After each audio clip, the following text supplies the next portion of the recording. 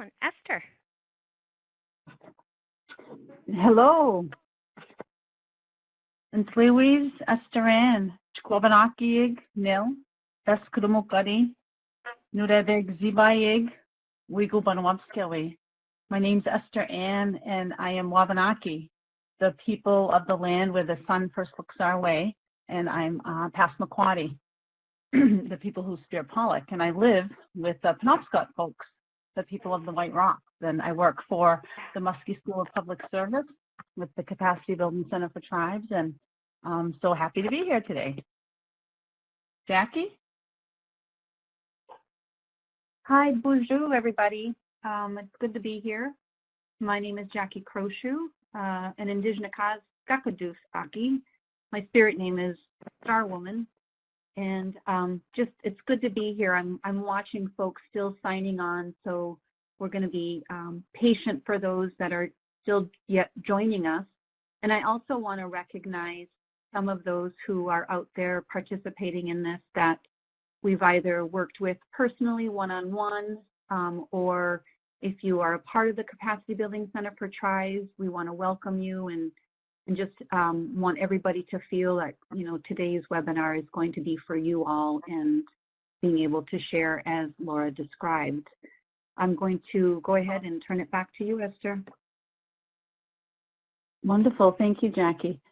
So being a very participatory workshop today, I would like to first ask anyone who is on the webinar if they would want to open the webinar with a prayer or a poem or something in their language, in their tradition.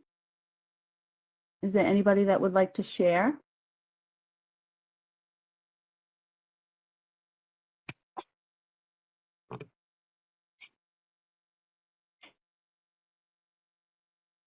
And if you would like to, just go ahead and unmute your phone. Okay, that's fine. I can step in. I said if no one wanted to share, I'll be willing to share a prayer in Passamaquoddy, in Beskidamukari. I'm 51 years old, and I grew up in a household of mostly people who had Passamaquoddy as their first language. But my brother and I, being the youngest, were the two that had the most exposure to television. So I'm on a journey to really reclaim my language. So if there's any other Beskidamukari people online, bear with me. I'm going to recite a prayer that I learned when I took language class from Roger Paul. It's the Serenity Prayer that has been translated into Passamaquoddy. Giza Hinmud, Weltamuin, Zonkewi, Sahazawagan, Weekwanaman, Gageg, Gizi, Ajaktu, Nagabiji, Jinabahin, Dajaktun, Silgeg, Gizi, Ajaktuin, Naganuli, Nunamin, Ali, Dil, Ligog. And that was, as most of you maybe are familiar, God grant me the serenity to accept the things I cannot change, the courage to change the things I can, and the wisdom to know the difference. So that's I think that concept that's in that prayer is really indicative of self-care, right? Because sometimes we get caught up in trying to use our energies and trying to change things that we ultimately can't change. And sometimes we really need to know the difference.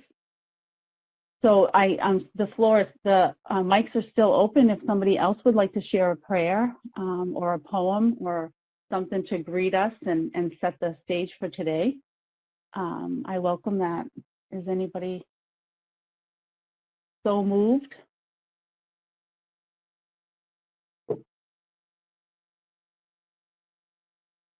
And it doesn't have to be just now. At any time anybody wants to share something, you're very welcome to. We encourage it. So why are we talking about self-care today? I'm so glad to see everybody here. on the webinar that recognize that it is an important topic. When you're on an airplane, I've been traveling a lot, and they always tell you to put on your mask before you put somebody else's mask on. And I think many of us, we believe that, but sometimes we don't really show that, and we don't practice that. So we need to be reminded. Okay, Laura, am I advancing the slides, Laura, or are you? Oh, there we go. I got it. I thought Laura was doing the slides, sorry. So honoring yourself enough to schedule time with yourself is the first step to well-being. And I know through my own journey of, I have 5 children, and I've taken care of children for a long time, so it's taken me a while to get this honoring yourself enough time to schedule time with yourself. It takes a while, because I think as caregivers, whether we're men or women, we're all in this helping profession, and we're socialized to take care of other people, sometimes at our own expense. And we know that we can only be better at what we do if we take care of ourselves first. And when we talk about self-care,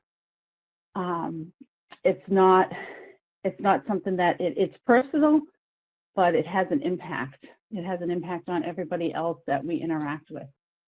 And we can also view self-care as something that an agency can do, or an organization.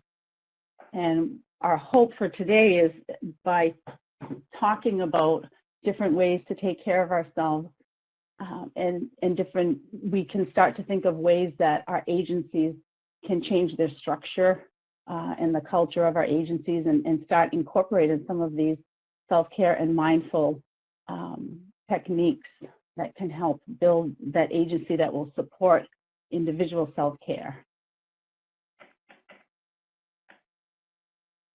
So one of the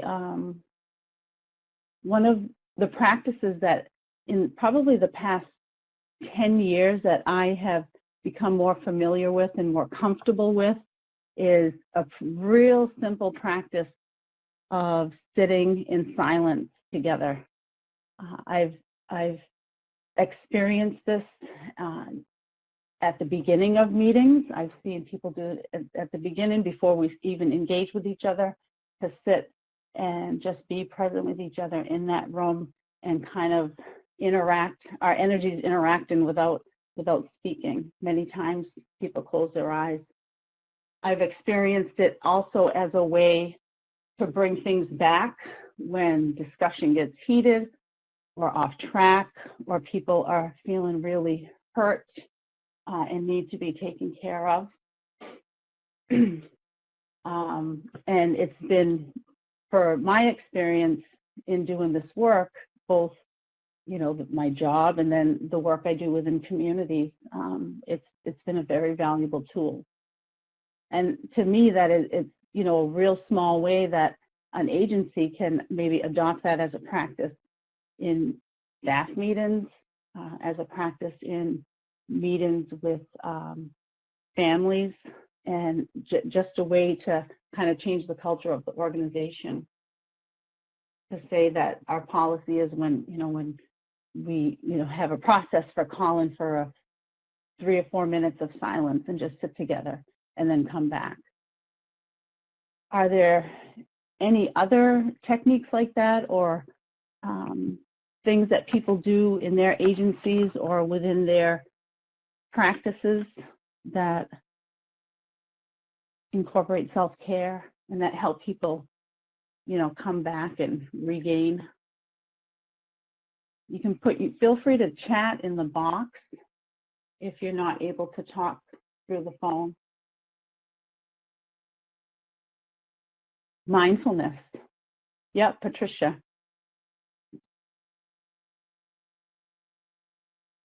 Yeah, and we are going to, further along in the webinar, take a look at the mindfulness app that we created through the Capacity Building Center for Tribes. Somebody typed, we practice a pause and it is understood by everyone in our department. Oh, that's wonderful. So everyone knows what a pause is. And how long, December, how long did it take for your department to integrate that into practice and for it to become part of your culture?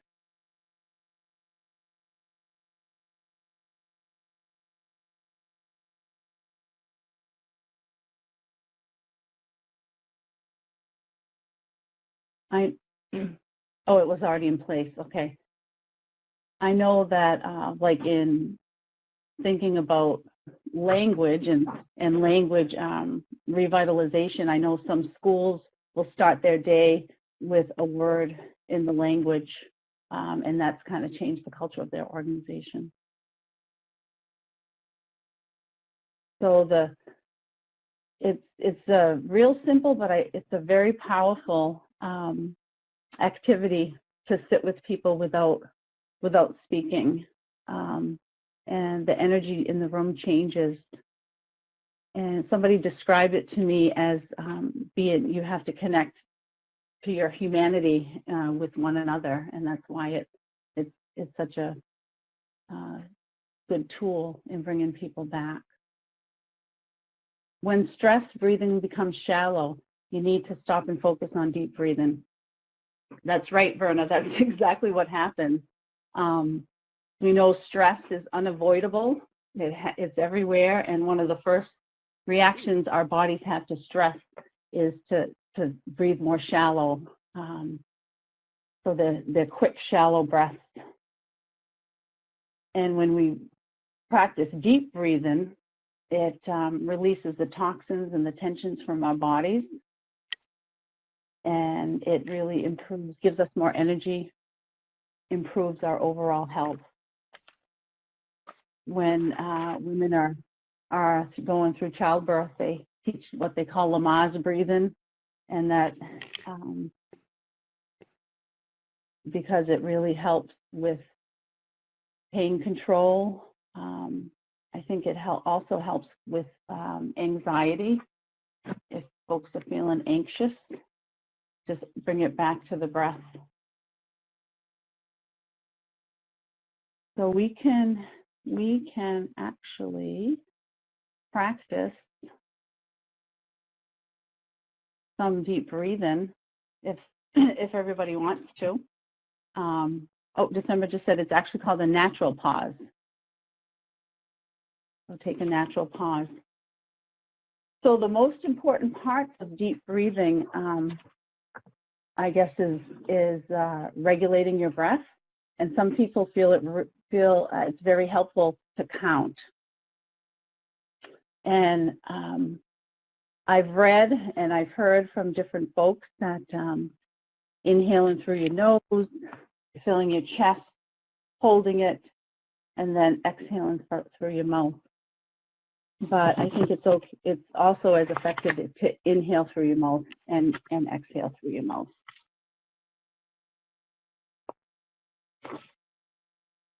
So if we want to just take a second and get comfortable in your chair, unless you're driving down the road, we don't want you to close your eyes and get too comfortable. And just inhale through your nose, expanding in your belly and filling your chest, and hold that and count to 3 in your mind. And then exhale from your mouth with a slightly parted mouth, and the exhale should be longer than the inhale. And if you schedule 2 short segments of maybe 5 minutes a day, 2 times a day, to just sit and do that deep breathing, it can really have an impact on your energy level. And for me, it helps my disposition. It helps me get better perspective. Elsie says, I think it's really important to give ourselves permission to take care of ourselves, guilt-free. Yes, and to be intentional. Oh, she almost fell asleep. Carol said she almost fell asleep.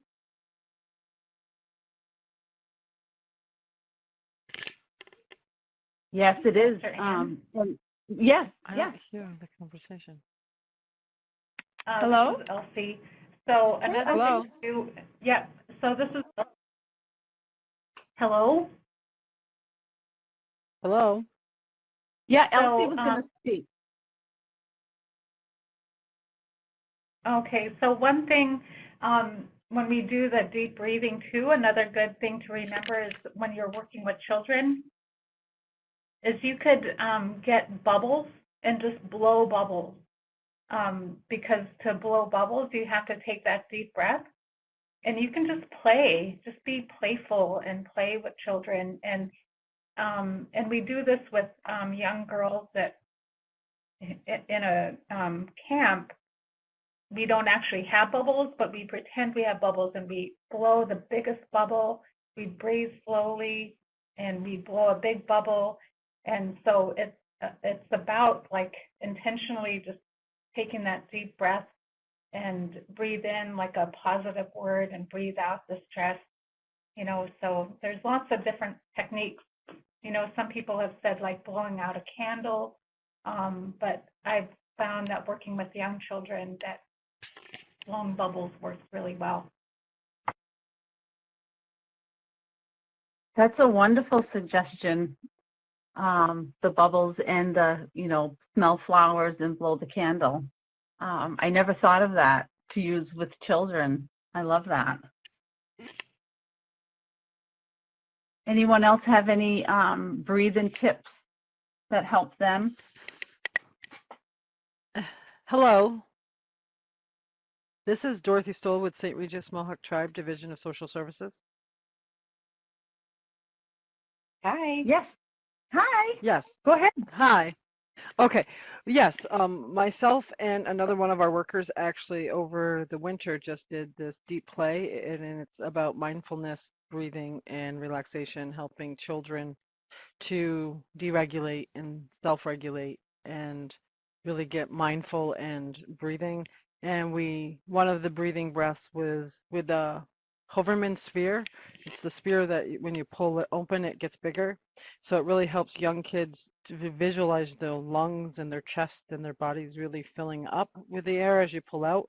Then you can hold it and then we let it go. And we actually give these to the children that we are forensically interviewing for abuse and neglect allegations and actually we just went on a wellness and we did the entire high school. We called it Take 5 and really helping them get mindful minutes in, like how to, even right before a test, doing a square breath following the piece of paper so your breath is always with you so you can always use whatever techniques you have there. You can do a pinwheel, make pinwheels with small children, do paint on, even food coloring and deep and long, slow, quick, different breaths so children really learn. And, whether it's a calming breath or a exciting breath, and just teaching them really to get mindful and really to look around and take in all 5 of their senses and really be in the moment to really center them and ground them and become focused so that they can do whatever it is their task is in front of them. That's wonderful. What a lot of wonderful ideas and suggestions. I haven't worked with children in a long time, and I love the fact that there's so many things I didn't even think about. That's great. I'm going to use some of those with the little young people that are in my life, my grandbaby. There you go. Yeah, they work at any age. Yeah, yeah. So Elsie had said, I think it was Elsie that typed, talking about guilt and how sometimes we can do something good for ourselves and then turn it into feeling, and then feel bad about it because maybe it's a chocolate cake or, maybe it's something that we, quote, shouldn't be doing. So what are some of the things that we can do that are really good for ourselves and we won't feel guilty about? I know when I go outside, I feel a lot better than if I just stay inside and go on a treadmill. What is the last good thing you did for yourself? Does anybody want to share the last thing you did just for yourself?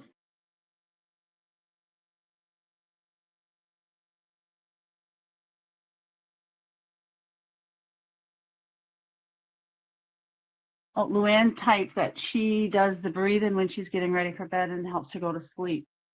Usually the work days are very stressful and she needs to learn to leave work at work. Yeah.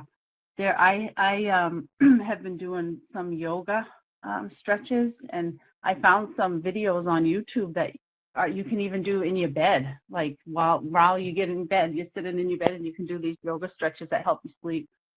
They're pretty effective. So what's the last thing you did for yourself? I'm going to pick on somebody that I see on here. Penthea, what is the last thing you did just for yourself to take care of yourself? Oh, thank you, Esther. That's so sweet. This morning I poured myself a cup of tea and sat and wrote poetry for about 45 minutes. And that was such a sweet way to start my day.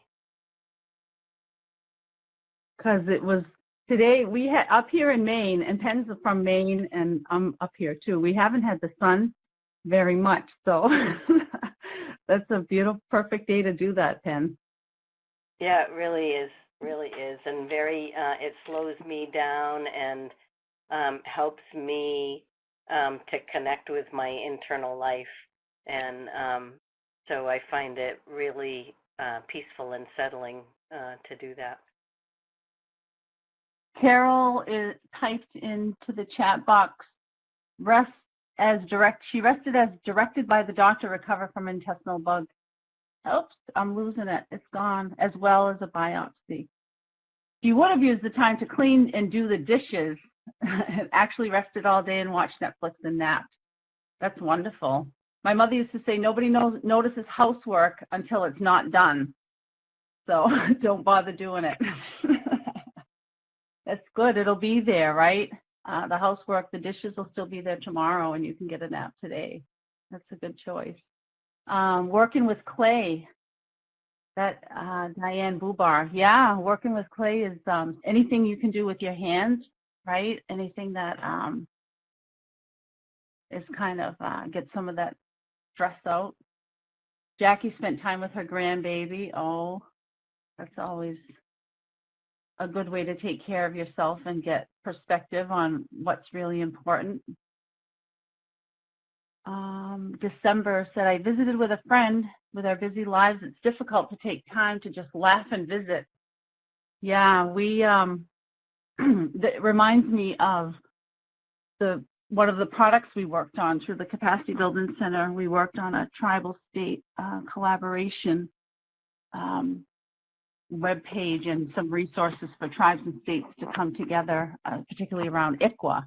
And one of the things we talked about, and I think we wrote was a piece about ways to honor everybody's worldview and way of being. And I talked about how important it is for Native people. Sometimes when we have meetings, you know, the visiting is a really important part of that meeting. It's not something that is on the side and then the real business starts as a meeting after you visit. It should be really part of the agenda, because we don't take enough time to connect, and sometimes Native people in these positions, we sometimes can be real isolated from each other. So it's important for everybody, I think, to schedule time to visit and laugh and have a good time with each other.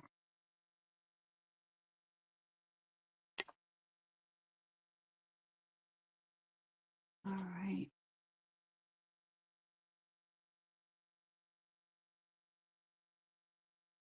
So how often do you do these things? Do we do these things to take care of ourselves?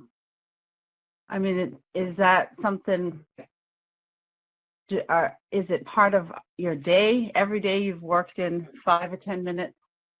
Maybe it's just around your cup of coffee. Oh, there's some more type in. Writing and mailing thank you cards to volunteers. That's that's a good way to take care of ourselves. It's been shown that doing good things for other people, they've even researched it, research shows that being kind to others increases our own level of happiness as well as theirs, and it has a ripple effect. So, and it is a traditional value for people all over the world. All cultures all over the world have that value of kindness and generosity. A trip to Vegas last year, but still had emergency text messages and emails from work. Oh, no.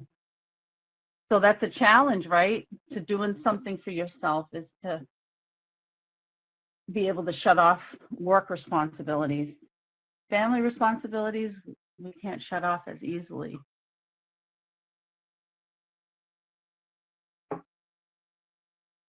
Are there some ways that people have been successful in being able to leave work at work, as somebody had said?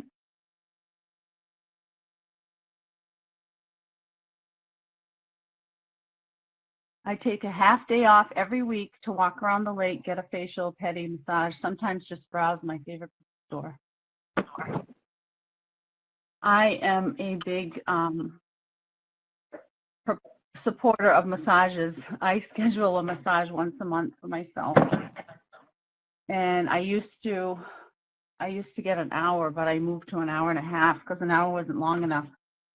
And the disclaimer is I have, there's a woman here in my community who, you wouldn't believe she only charges $65 for 90 minutes. So otherwise, I don't think I would be doing an hour and a half every month because it is pricey, but it's worth it to get rid of some of the toxins and in your body. So Jackie, I'm going to ask you, what was the last thing you did for yourself? I know you typed it in the box, but I want you to talk a little bit more about how spending time with your grandbaby is taking care of yourself. Yeah, I think, as I'm getting older, I think the way in which I've been taking care of myself has changed. I think one of the biggest things in self-care has been to really turn down my critical thinking. I know that I have often, have been really hard on myself, my thoughts, and been working hard. Now that I have a grandbaby, it's just changed a lot of my perspective and just trying to slow down and be more gentle in what goes on in my head. So a lot of times I have to think about what I would say to my daughter or my son or now my grandbaby and try to say those same things to myself. I know that especially as women, we tend to do a lot and we tend to spread ourselves thin. And for me, saying no has been challenging because I'm afraid if I say no, then I'll no longer be invited to the table, and then that triggers my feelings of being alone or rejected. So to me, it's all connected. And I read somebody said mindfulness. I love that idea. And also just being okay with being vulnerable. A lot of times this white man's world is about how we can puff ourselves up and lean in and have opinions and ideas and tell everybody how much experience we have and how great we are and what we know. And culturally, to me, the teachings have been the opposite. It's been more about listening and slowing down, breathing like you've described, but also relationships. Like we may not agree with everybody, but how do we find areas in which we can agree so we can connect, so we can make decisions in our lives. So I feel like I just kind of jumped all over Esther, but it's all connected in how I try to do that self-care. Yes. So I'm wondering if we can go to the slide and talk a little bit about the tie, Laura?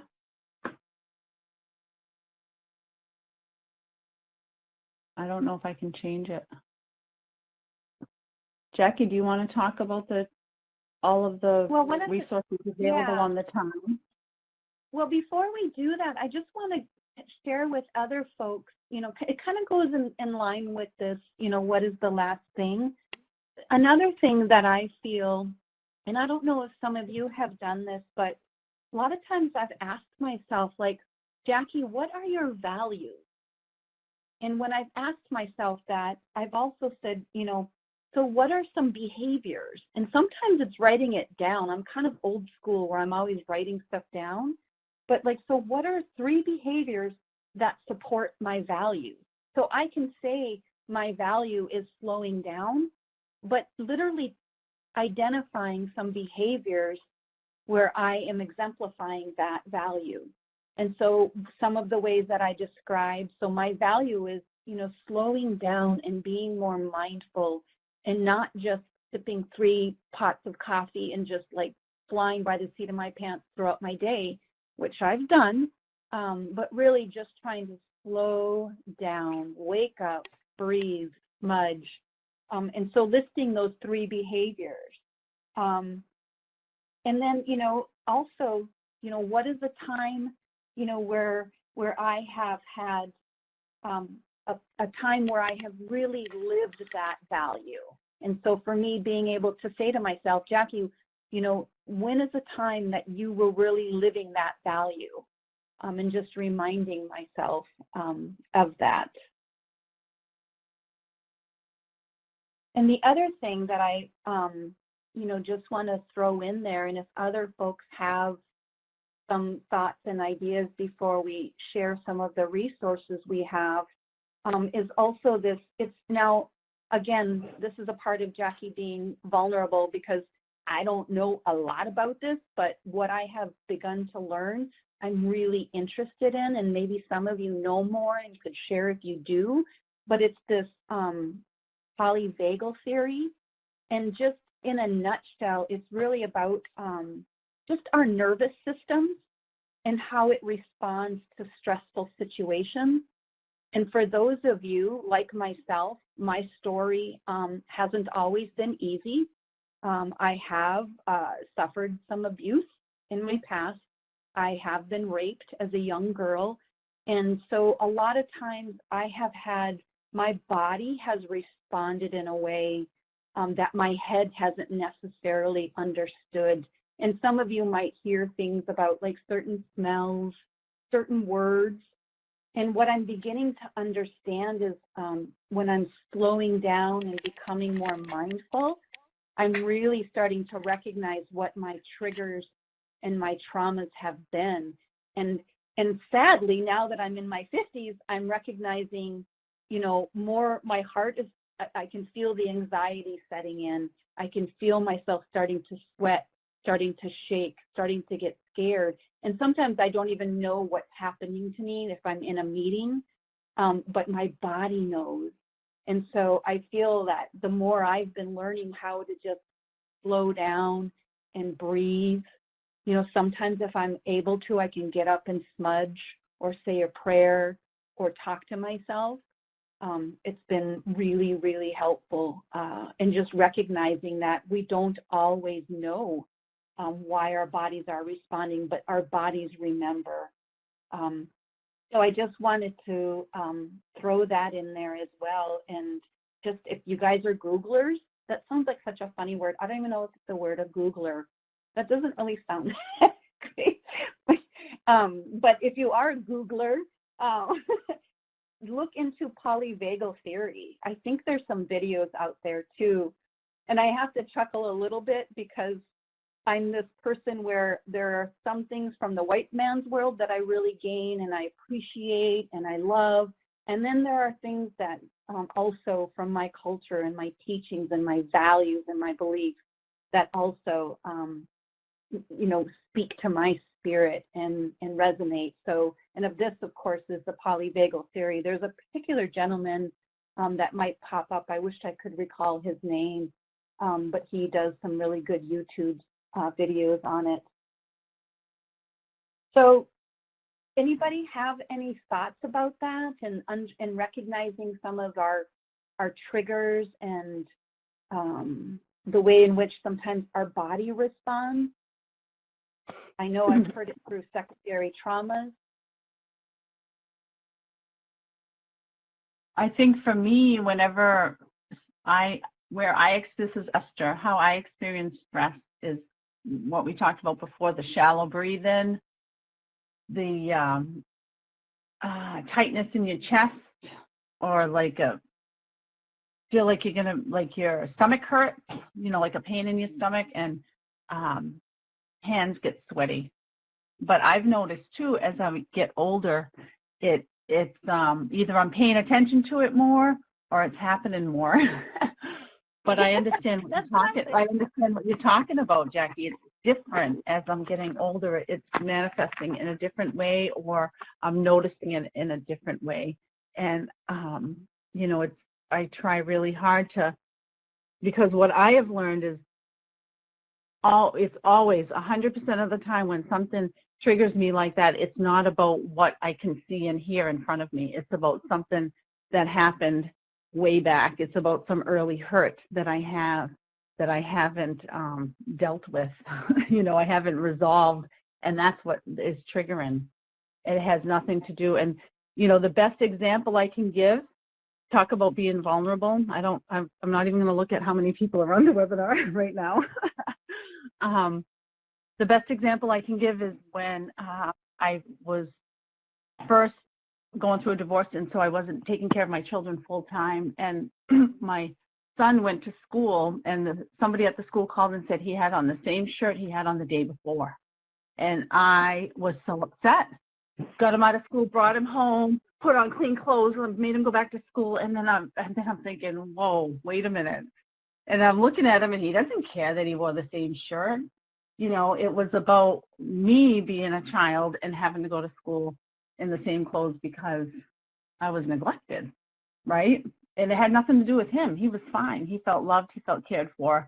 And his father didn't do anything wrong. It was just me, right? So that's the best example I can give. It really had nothing to do with what was happening in front of me. It had something to do with my early hurt. And so I've tried really hard to always try to think about what that might be before I react or respond, which, works sometimes. It doesn't always work. The other thing too, Esther, that I would like to add for folks is there was a book that I read. I think it was probably one of Brene Brown's. I don't know if it was her leadership book or if it was that Braving the Wilderness. I think it was Braving the Wilderness. But one of the things that she taught me is figuring out how to not only trust ourselves, but how to trust others, and how do we work at that. And she did it in a really simple way. She used the word braving, and so when you're trusting others, the braving, the B stands for boundaries, the R stands for reliability, the A stands for accountability, and this again is in trusting others. The V is for vault, and what she meant by that is not sharing experiences that are not ours to share. And I have to always be mindful of that. I was for integrity. N is for non-judgment. And G is for generosity, and that's for trusting others. So boundaries, reliability, accountability, vault, integrity, non-judgment, and generosity. And so when you're looking at trusting others, it's how do we practice those creating boundaries? How do we practice showing up and being reliable? And then when we're looking at our own self and trusting our own selves, which to me is like even harder, which kind of makes me sad, but I'm working on it, is how do we respect our own boundaries, and what are they? So when you look at that, the braving again, the acronyms for that, B is for trusting our own boundaries, being reliable to ourselves, being accountable to ourselves. And again, V is for sharing appropriately, and I is for acting with integrity, and is for asking for what I need and doing it in a non-judgmental way. And then G is generosity. So those are just some of those little tricks that I feel like, and I like somebody wrote Post-it notes. I think Katie, you wrote that in the chat here. She has sticky notes at her desk. And I love that. Somebody chuckled one time because they read mine, and I was a little embarrassed because one of them was, you know, don't think you know it all, but then it was like, you're smart. But so Katie wrote, relax your face, drop your shoulders, unclench your jaw. And just reading that, she said it reminds her to relax the muscles that are carrying the stress in her body. I love that. Thank you for sharing that, Katie. Does anybody else have any little tips and tricks and tools that they use as well?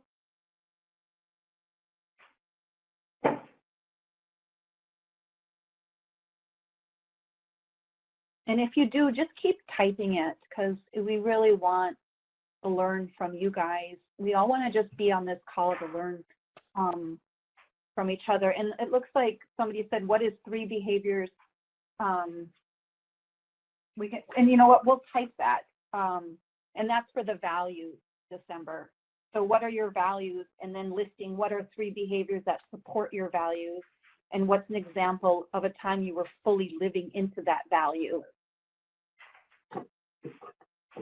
So Esther led us to this site here, and Laura, and this is some of the resources that we have been collecting and creating from other tribes. And so we wanted to share with you guys, just so when you're walking away, you have somewhere you can go to access what we have been gathering with the Capacity Building Center for Tribes.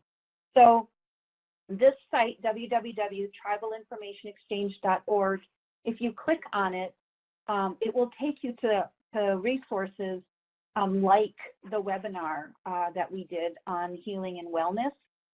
I don't know if, I wish I could do a raise a hand, but I don't know that I would be able to keep track of it as well as I would like to in order to get a proper answer. But so if you haven't been to that site, I would encourage, pardon me? We could do a poll. Yeah, I want to find out, for those of you on the call, how many of you have been on the Tribal Information Exchange site, visited the site? There we go. God, I love you, Laura. So if you would, for me, click yes or no.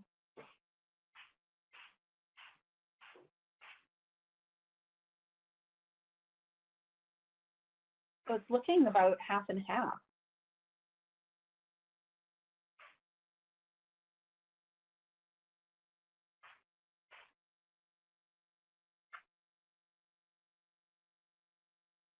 Yeah, so I'm thinking about half and half, which is good.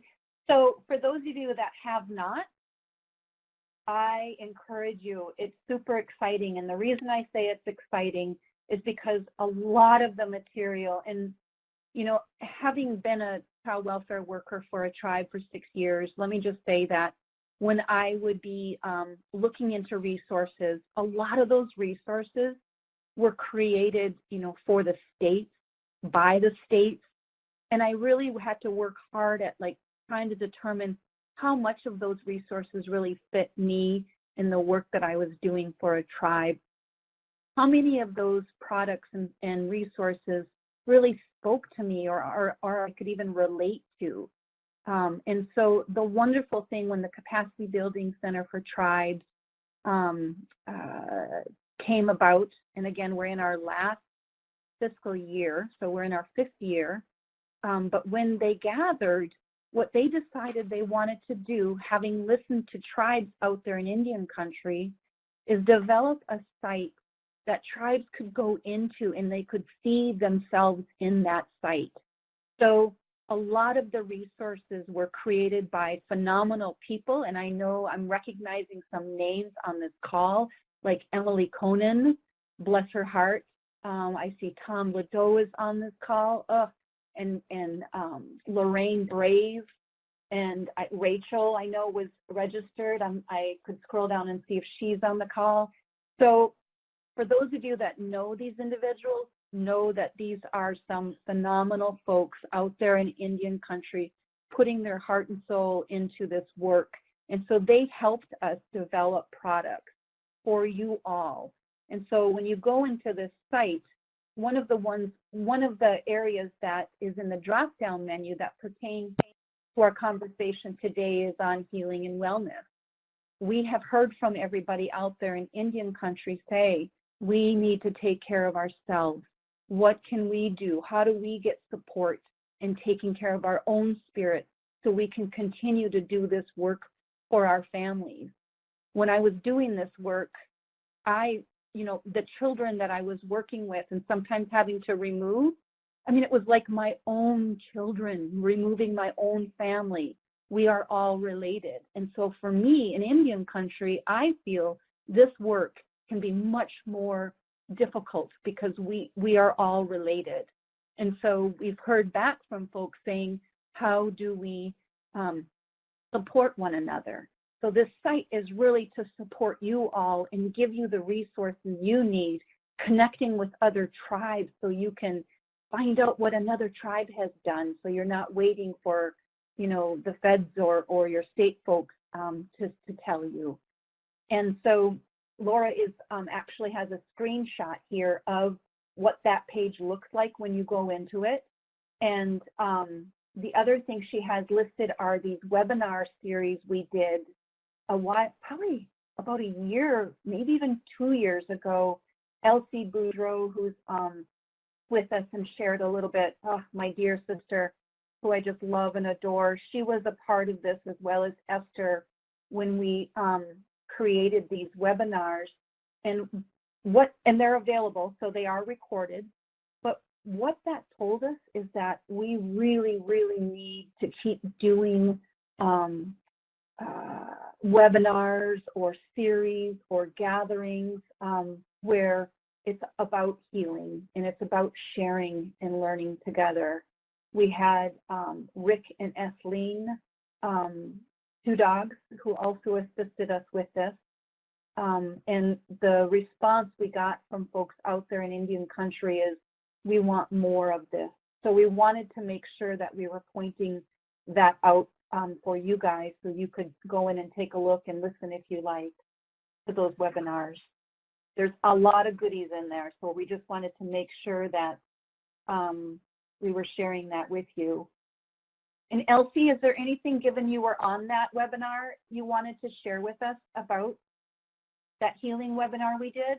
Elsie Boudreau?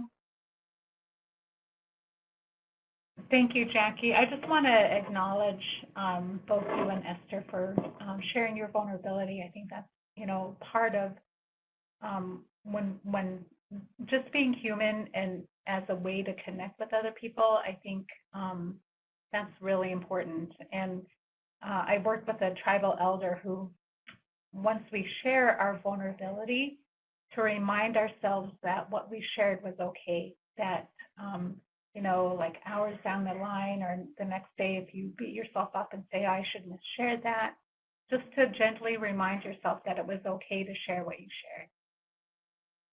So, let that just land and, land where it needs to. And what that does is it almost like builds that heart muscle, and so it adds to that ability to connect and builds on that trust that you were talking about.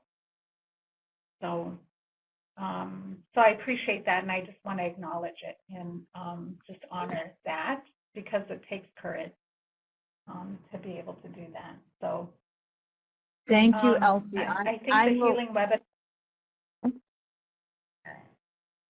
Yeah. What's that?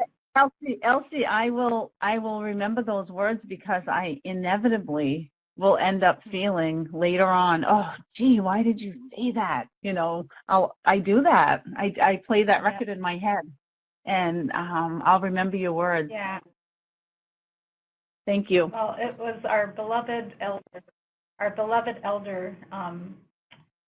Rita Blumenstein. She's a traditional healer, and in doing talking circles with her, she would say that she would remind the people in the talking circle to just tell yourself that what you shared was okay. So, yeah, I think the healing webinar, I mean, you know, when we're at a place in our history where we're hungry for healing, and I think anytime people share and are intentional about that, like, and you can go back and listen to it and get something different each time. So I just encourage that.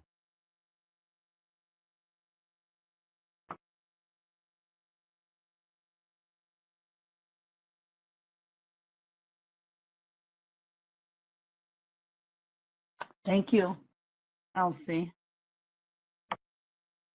So this, what you see on the screen now is another, it's on the Tribal Information Exchange website that Jackie showed, and it's an app that you can, it's not really an app that you download on your phone.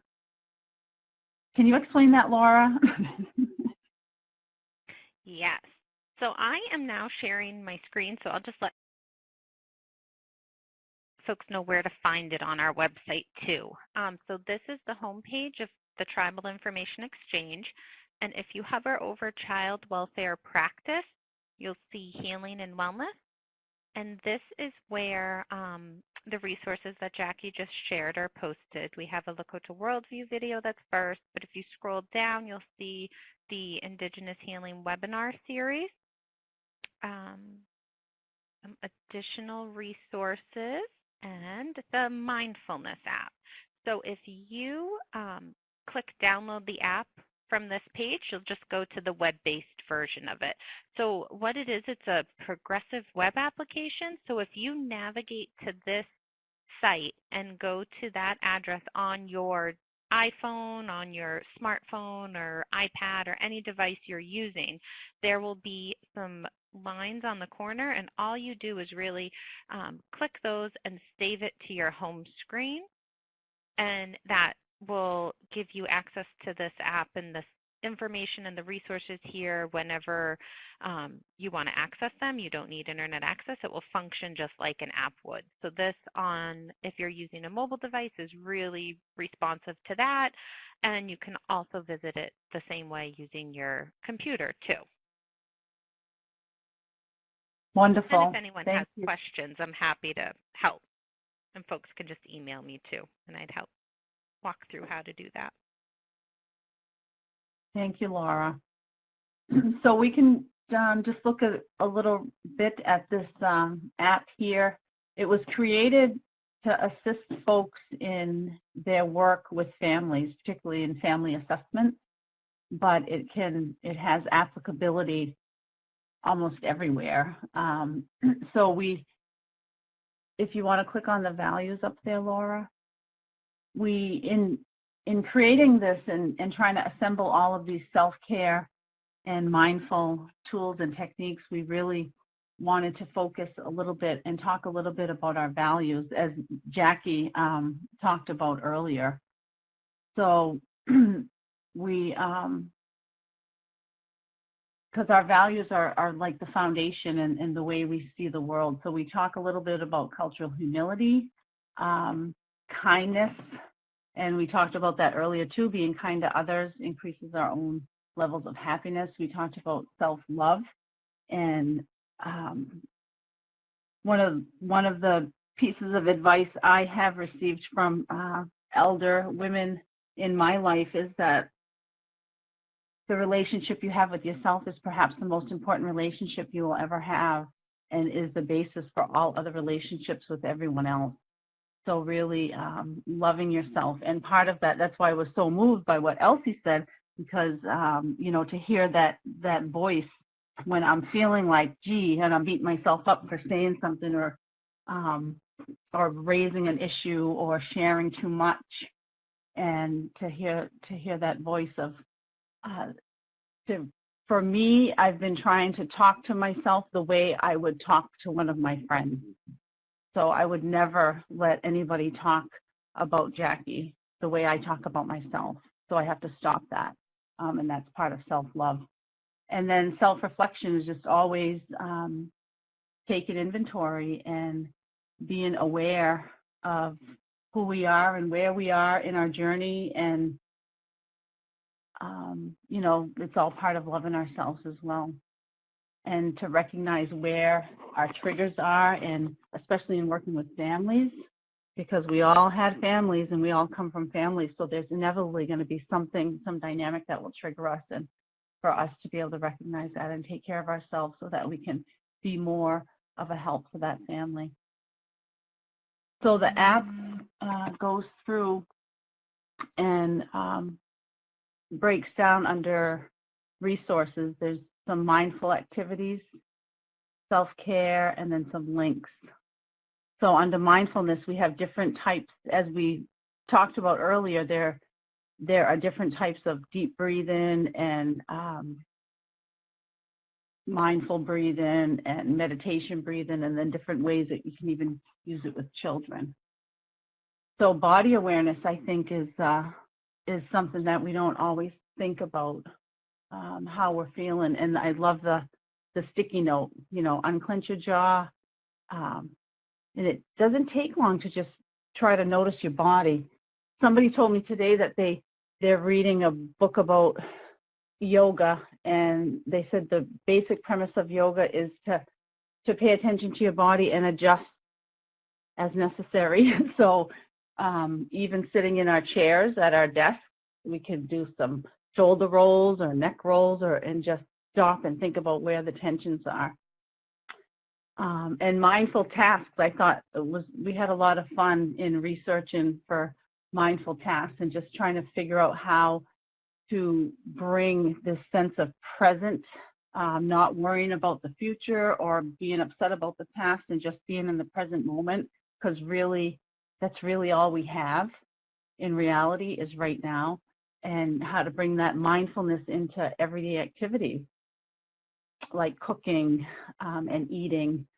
Mindful eating is one of the ways that dietitians and doctors help us tell us that we can lose weight, is if we have better digestion if we eat mindful and chew our food more and things like that. And when we cook, if we put a lot of people I know have the practice of their secret ingredient in their recipe is the love that they put into it when they're cooking it. So when we're being mindful and cooking and preparing food for ourselves and for people we love, it can become an enjoyable activity instead of just a chore. And when we were talking, we were having a discussion in preparation for this webinar, and we were talking about different beliefs around how we take care of our hair, and how different folks, different cultures have some strong beliefs around hair, and how it can even be connected to ceremony as well.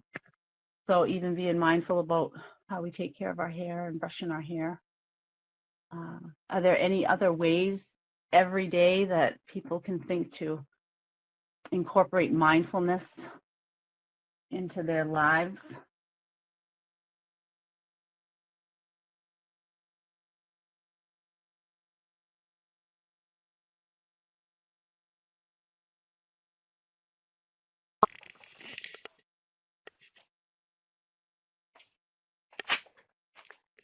Hello, this is Dorothy again, and I just wanted, it's a real quick way to remember the minding and being grounded and taking in the take 5 and take 5 senses, is do the deep breathing while you name or look for 5 things you can see. And you can either identify them out loud, you know, to yourself, or however, if you're in a group. We do this with children. 4 things you can feel, 3 things you can hear, 2 things you can smell, and 1 thing you can taste. And if you can't smell or taste anything, you can always be mindful of what you enjoy. What is a smell that you like? What brings you happiness or in a good space? Or same for taste. If you can't taste anything at that moment, what is one thing that you would like to taste at this moment? So that's just George, some of the, yes. can you write that in the chat room? 5 things you can, Yep, or see, 3. feel, yep. Yeah, I'll type that Thank for you. you. Yeah, and it's just a quick way, Awesome. and we teach it to help ground children and get them centered for when we have to have some conversations, and it's quick, 5, 4, 3, 2, 1, and they remember it. So I'll write that for you. Thank you. Thank you. I really like that. Anything to be able to bring people right to the present time and the present moment. And sometimes we need to get out of that heart space and back into our head for a minute to be able to restore ourselves and take care of ourselves. I love that.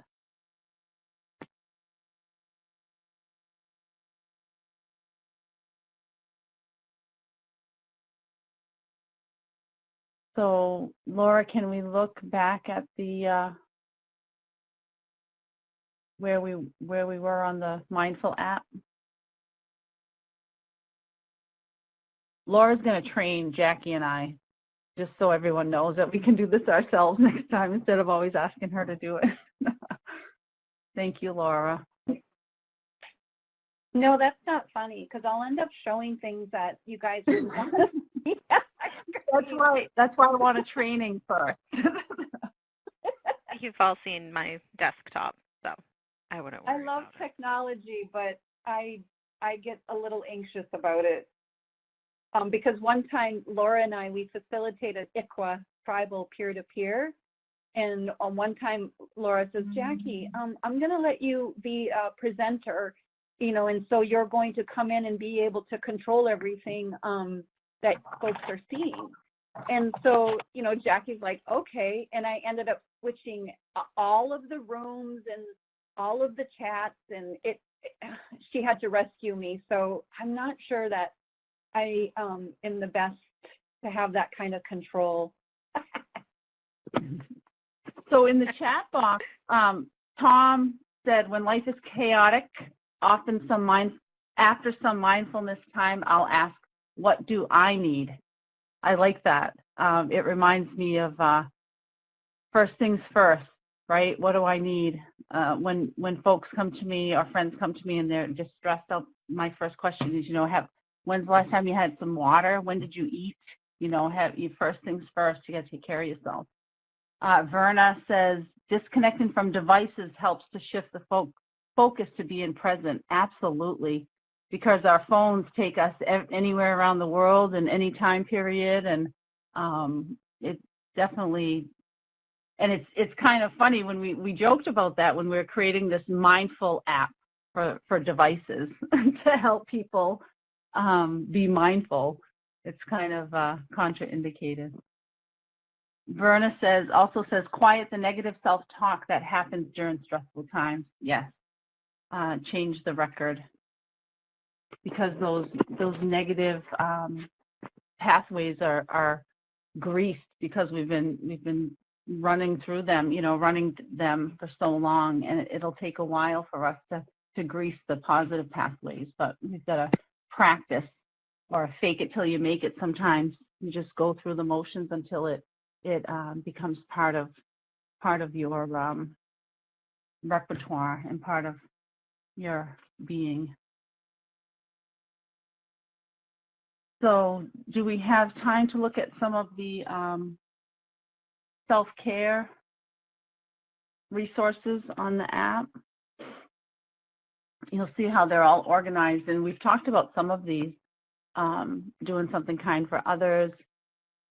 Traditional medicines, Jackie mentioned smudging helps to calm her and change her perspective. Other folks, I know that other folks carry different kind of roots or medicines with them, and just being able to have them on them and feel them is soothing and helps them. Herbal teas, never underestimate the power of a good cup of tea. There's a television show, The Big Bang Theory, and Sheldon always says, I need to offer you a hot beverage if you're upset. And, you know, not only the ceremony of brewing the tea and just that hot, soothing drink, but some of the things that the teas are made from can really help us, like chamomile. It helps calm us. And mint or ginger or some other teas, lavender is also soothing. And we talked a little bit about laughter before too, and laughter is really good medicine. And thanks to technology, we have a lot of ready access to a lot of funny things online that we can get into and share with each other and laugh. It was interesting. I've gone to the movies by myself a few times lately, and as nice as it is going by yourself and not, you know, taking anyone to the bathroom or getting any more popcorn and just taking care of your own needs, it's kind of odd when there's a funny scene and you go to laugh and there's nobody next to you and you kind of feel self-conscious about laughing by yourself. That was the only downside that I found about going to the movies alone. And definitely circles and connection. Circles are part of every culture on earth. Everyone's had the practice of sitting together in circle as a way to communicate and engage and connect. And it's amazing the power of a circle. And just that practice, if there's a weekly staff meeting or a family meeting, just getting folks to sit in a circle together, just changing the physical structure of the meeting and the time together can make a big difference.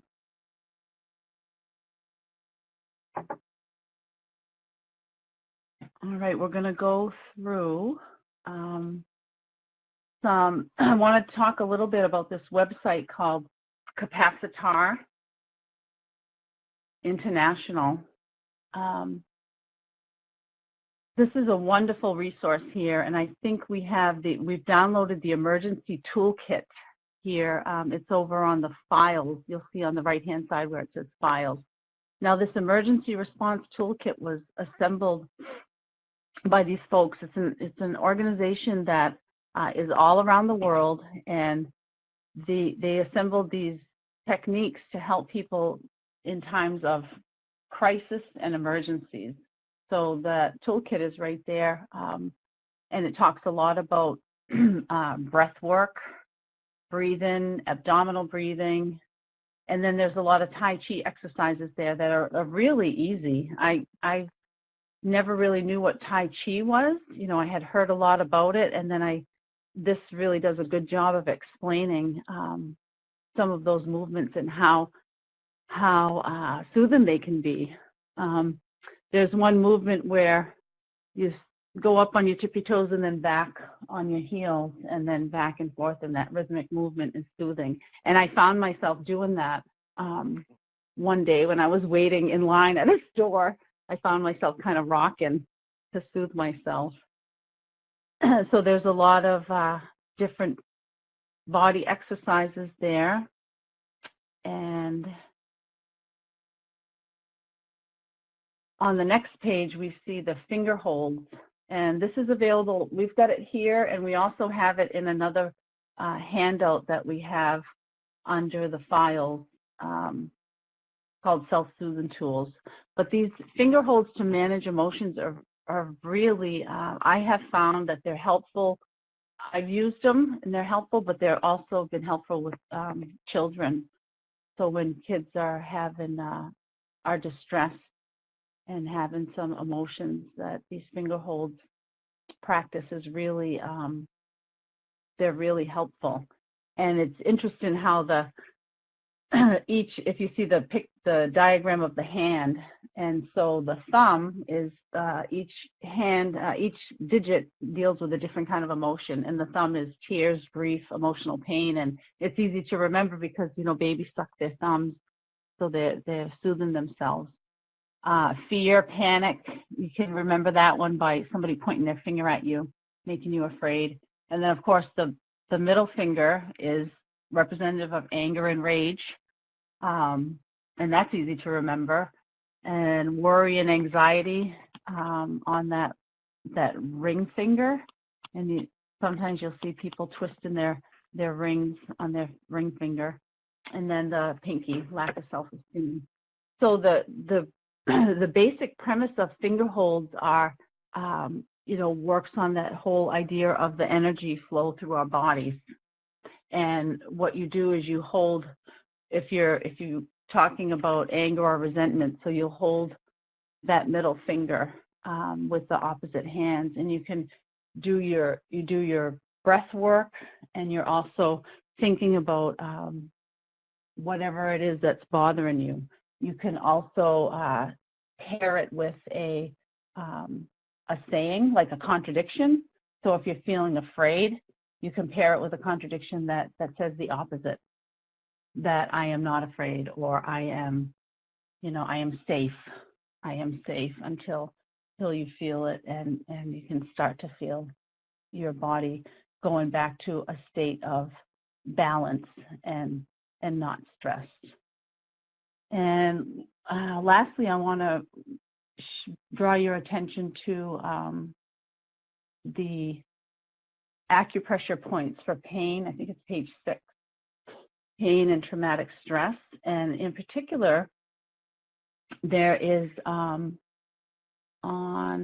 right, keep going down a little. I think it's the next page. It's almost the last page, Laura. There are some points that are for crisis and anxiety, and one of them is right under the nose, on the upper lip, and there you go, acupressure. There it is. So right there for fainting, crisis, or high blood pressure. So if you're feeling like you're going to faint, that point beneath the nose can help you, or you can do it on somebody else. Press into that point to help them regain composure.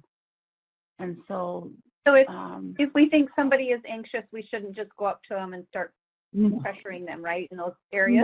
No, just for no, ourselves? and none of.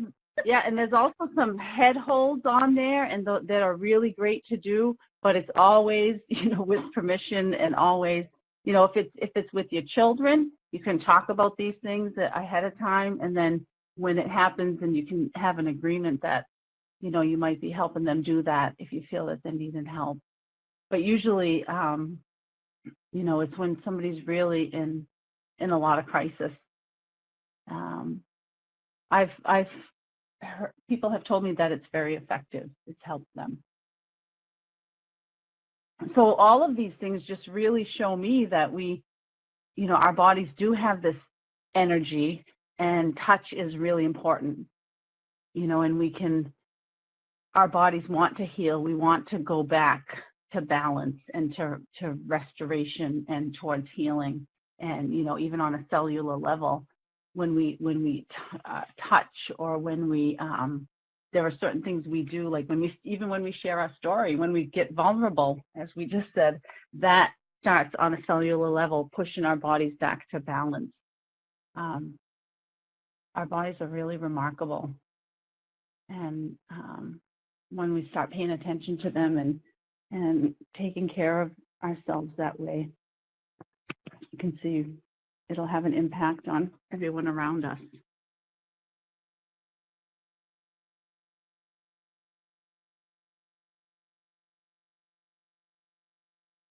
So all of these things are, what we like to refer to as our self-care toolkit. I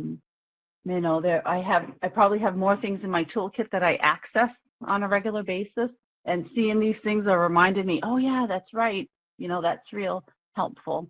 But some of them are kind of instinctual, and I think children, they don't have the hang-ups that adults have, and they're more able to implement those instinctual things around touch. Like you'll see kids sometimes moving their bodies and rubbing them up against the wall when they're in line or something, and I think that's instinctual, that they're trying to get that the benefits of that pressure and that touch.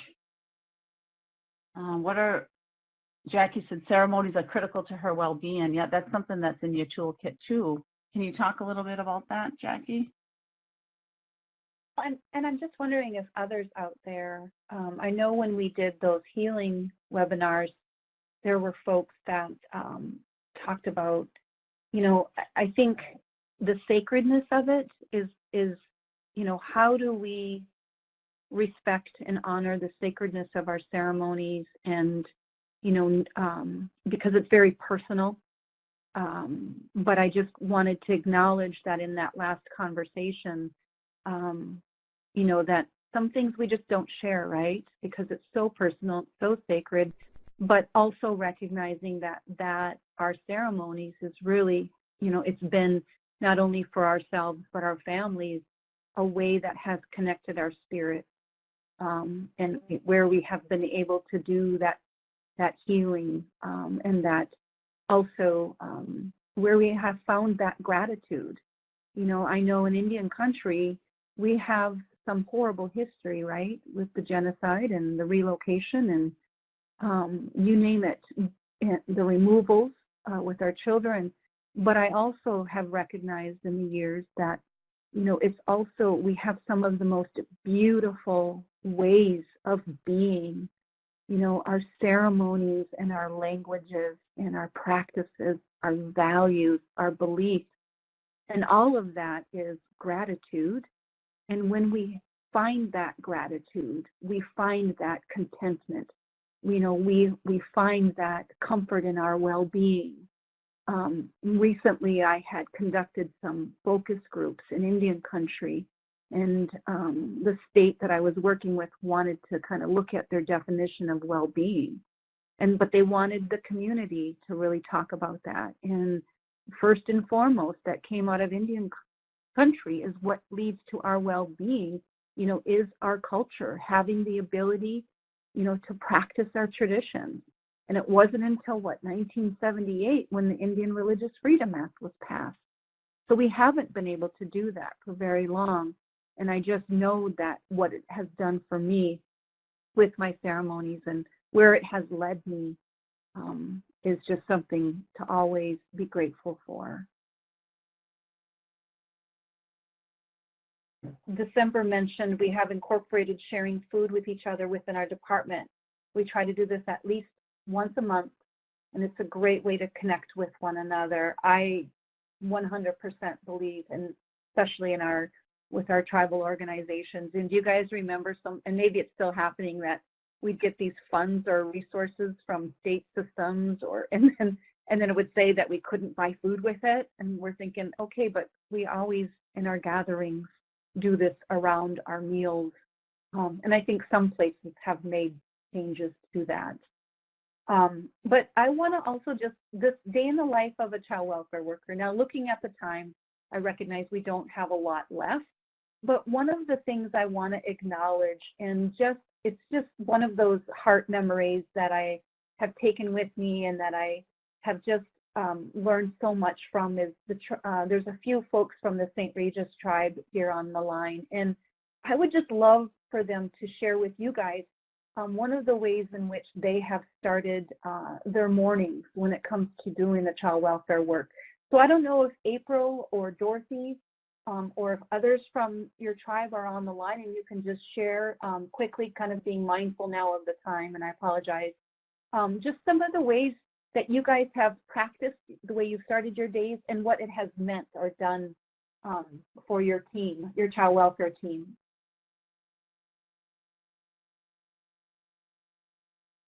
Well, hello, this is Dorothy again.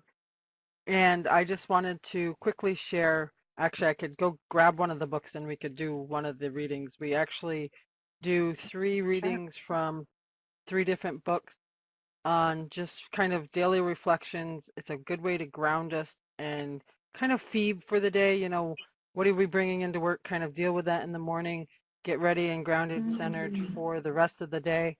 And I'll go get those so I can name those for you.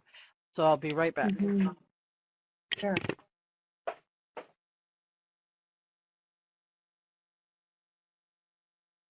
And is there any other practices out there for you guys that that you have done? And I know we talked about that a little bit in the beginning, some practices that we've used, some tools that we've brought into our community. Yes, so this is Dorothy again. I'm back. May I continue? Yes, please. Okay, so one of the books that the most recent book that we've added is a Mark Nepo book. It's called The Book of Awakening, Having the Life You Want by Being Present in the Life You Have. Mm. And I can write that in the chat after. And then we Yeah, also that's the do name of a, yes, yes. And then we do the Help for the Helpers, Daily Meditation for Counselors, and a Courage to Change One Day at a Time in Al-Anon. Great.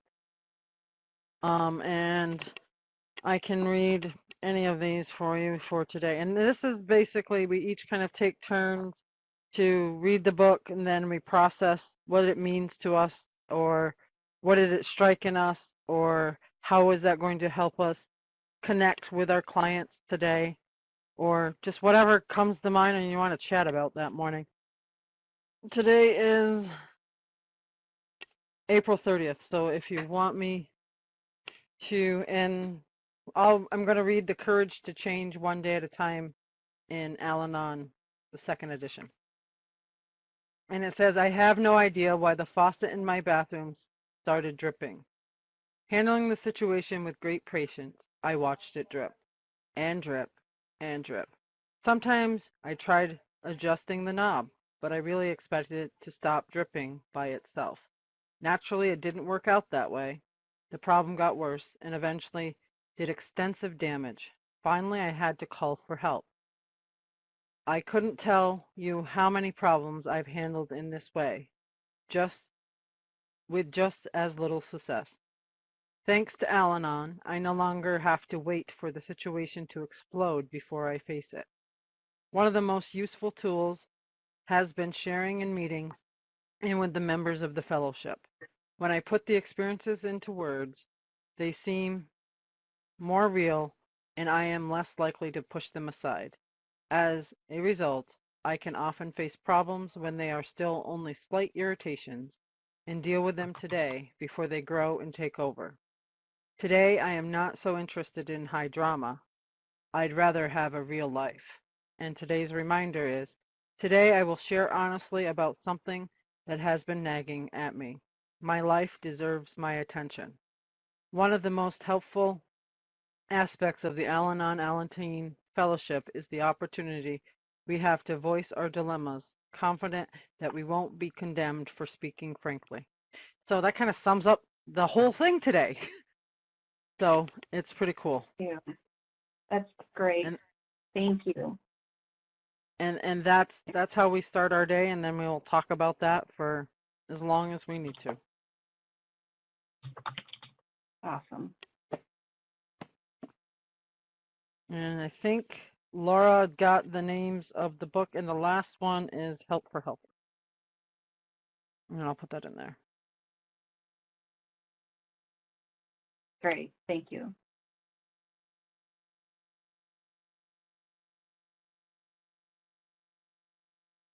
Esther, are you with us? Yes. Thank you for that, Dorothy. That So- was wonderful. So it looks like we're going to be closing out here. So Esther, I'm just going to turn it back to you. Okay. So what we'd like to do for a closing is I'd like to share this, take you through this guided meditation that my Penobscot colleague Maria Gerard created. I belong to an organization that holds peace and healing circles in the prisons with Native men and women here in Maine. And this is the guided meditation that we created for them. So I invite you to sit comfortably in your chair, your back nice and straight, hands placed comfortably in your laps, either palms up or palms down, whatever feels comfortable to you. Feet planted squarely on the floor. Be relaxed with an upright posture. Take a deep breath in, hold it, and slowly let it out. Now I invite you to close your eyes or to simply lower and soften your gaze. First of all, just become aware of your environment. Become aware of what's around you. Be aware of the light coming through your eyelids, the sounds, smells, the sense of space, the air touching your skin. Be aware and just acknowledge where you are. You are here now. Simply accept the presence of everything around you. Now let's turn our awareness inward to our bodies. Become aware of the back of your thighs resting comfortably on the seat of your chair. Feel the chair against your muscles and know you are supported. Pay some loving attention to your spine. Your backbone is flexible and responsive. Notice how it moves with every breath. Imagine a thread of light extending from the top of your spine through the top of your head and up into the cosmos, disappearing into the stars. Remember, you are connected to all that is, and you are supported. Be aware of your breath in your belly. Relax in your belly muscles and become aware of the gentle rise and fall of your belly. Take one big cleansing breath in and release it with a sigh, letting go of any tensions in your body. They are free to leave. Inhale again slowly through your nose, expand your belly, and breathe into your heart center. Breathe in knowing you are at peace, and breathe out with a smile because right here, right now, you are happy. Notice how your mind becomes calmer. Your mind quiets with each breath. Next, become aware of your feet. Bring your thoughts into your feet. Notice your feet and fill them with awareness, becoming aware of different sensations that are present in your feet, and just relax, choosing to let go. You are supported by the floor beneath your feet. Now bring your attention to that floor. Imagine how it stretches out around you to touch the walls of the building and how those walls extend downward into the ground, into the firm foundation, resting deeply in the rich soils of Mother Earth. Imagine the earth underneath this building, how it feels, how it smells. Breathe in, knowing that you are supported upon this earth. Breathe out, knowing you are connected to our Mother and to all of her beings, to all creation, to all humanity. Let your mind flow back hundreds, thousands of years past, and imagine this earth as your ancestors knew it, here in this beautiful place. Imagine the wind, the sun, the rain, how the trees sway, the tides rise and fall. Imagine the joy, the laughter, and the love. Believe that you are supported in this place by the beauty that surrounds you and the spirit of your ancestors. Believe that you are connected to your ancestors, connected to each other, connected to future generations. If you notice your mind wanders too far, simply bring it back to the breath. Breathing in, you are loved. Breathing out, you are happy. Bring your awareness to your nose and the breath flowing into your nose, into your body, circling around and coming back out through your nose, taking with it any toxins. Become aware once again of your whole body, resting comfortably in your chair, your feet on the floor, the light against your eyelids. Become aware of the space around you, the sounds, the smells, the air on your skin. When you are ready, go ahead and move your body as it prepares to wake back up, relaxed and energized. And in your own time, slowly open your eyes and come out of the meditation. Bring in only good energy with you, holding on to the strength and the beauty of connection.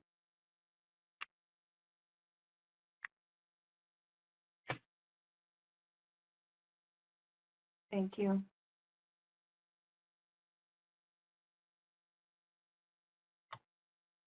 All right. Thank you, everybody, for joining us today.